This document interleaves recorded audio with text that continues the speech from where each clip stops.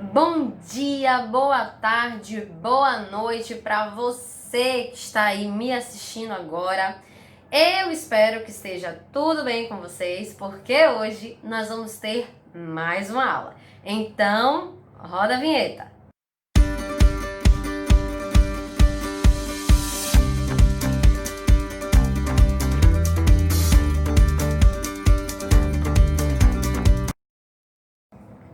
Na aula de hoje, nós vamos dar continuidade ao que começamos a ver na aula passada. Na aula passada, nós aprendemos sobre os modelos atômicos, sobre as fundamentações para a existência de um átomo. Hoje, nós vamos entender a estrutura desse átomo. Pois bem, nós aprendemos lá com os modelos atômicos que todo átomo é formado por núcleo e eletrosfera. Vimos também que o núcleo ele é denso, pesado e a eletrosfera é vazia. Mas por que exatamente um é pesado e o outro é vazio? Vou te explicar agora. Dentro da estrutura de um átomo, nós vamos estudar 3 partículas fundamentais para a existência dele: os prótons, os nêutrons e os elétrons. Exatamente. Dentro do nosso núcleo, lembra lá que ele é pesado, que ele é denso? Pois bem, dentro do nosso núcleo nós vamos ter prótons e nêutrons, onde os prótons eles vão possuir uma massa muito grande, por isso o núcleo é pesado. Ele vai possuir carga positiva, no caso carga mais 1, né? E o nêutron, o próprio nome já diz, ele é neutro, não é verdade? Ele não vai ter carga, ele vai ter carga nula, tá? Carga zero. E a soma dessas duas partículas fundamentais é o resultado da nossa massa. Exatamente. Então, a massa de um átomo é achada através da soma entre os prótons e os nêutrons. Exato.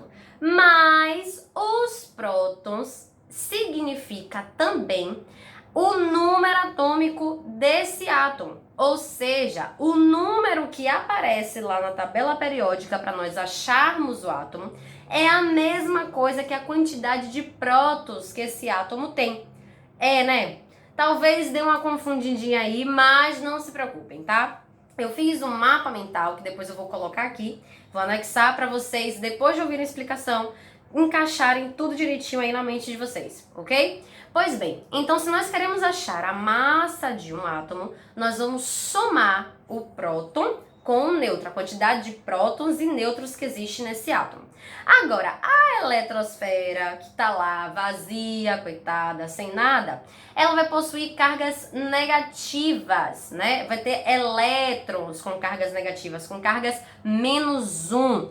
E já diz aquele famoso ditado, os opostos se atraem. Se eu tenho no núcleo um próton com carga positiva e na eletrosfera um elétron com carga negativa, os opostos vão se atrair sempre, sempre, sempre, sempre. Por isso, o elétron ele fica orbitando ao redor do núcleo.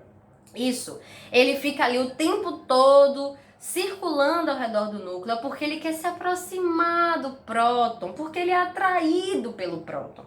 Por isso que nós temos as camadas de energia, né? As camadas que nós aprendemos lá com as letras, né? Os subníveis SPDF, exatamente. Tudo tá interligado.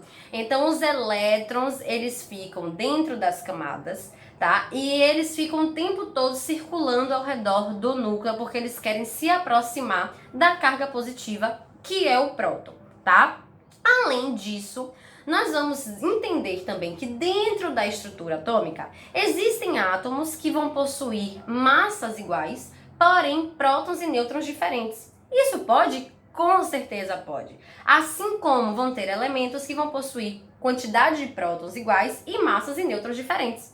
Isso. E a estes elementos nós vamos dar os nomes de isóbaros, né? Isóbaros. Iso significa igual. Baros vem de massa. Então, massas iguais. Então, elementos isóbaros são aqueles elementos que possuem a mesma massa, porém vão ter nêutrons e prótons diferentes.